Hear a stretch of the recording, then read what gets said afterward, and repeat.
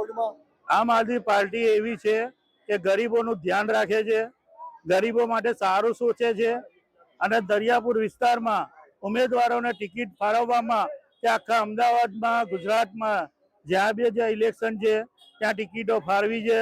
ત્યાં આમ આદમી પાર્ટીએ કોઈ ઉમેદવાર પાસે કોઈ રૂપિયો લીધો નથી.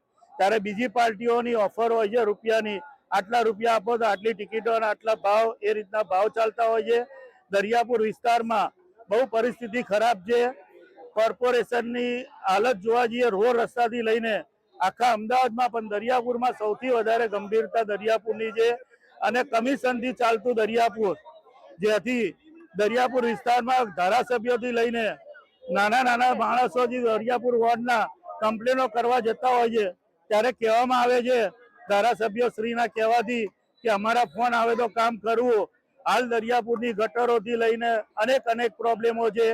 ટોરેન્ટ પાવરનું કામ અમારા ઉમેદવાર અમીઉલ્લાહ છે, એમને બી સારું એવું કામ કર્યું છે. એના માટે એમને જેલમાં બી જવું પડ્યું છે. ટોરેન્ટ પાવરના ચાર્જીસ કોર્પોરેશનમાં અનેક ટેક્સીસો નાખવામાં આવ્યા છે કે જે સફાઈઓ નથી થતી એના ટેક્સ ભરવામાં આવે છે.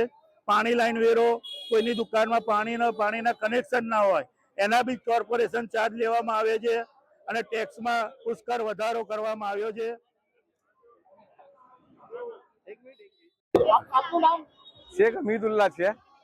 હું દરિયાપુર 21 માંથી આમ આદમી પાર્ટીનો ઉમેદવાર છું અને દરિયાપુરમાં લોકોને એક બદલાવની આશા છે અને આમ આદમી પાર્ટી જે દરિયાપુરમાં છેલ્લા વર્ષોથી જે કરપ્શનો થતા આવ્યા છે એમએલએ શ્રીઓથી અને ચાલુ કોર્પોરેટર શ્રીઓથી, દરિયાપુરમાં એક કોર્પોરેટરને 35 લાખ રૂપિયાનું બજેટ મળે છે. એક કોર્પોરેટર 35 લાખ રૂપિયાનું બજેટ અને 4 કોર્પોરેટરોના 1.5 કરોડ રૂપિયા થાય છે વર્ષે. એટલે 5 વર્ષના 7.5 કરોડ રૂપિયાની આસપાસ થાય છે, વત્તા 7 કરોડ જનરલ બજેટ આવે છે. એ પૈસા ક્યાં જાય છે?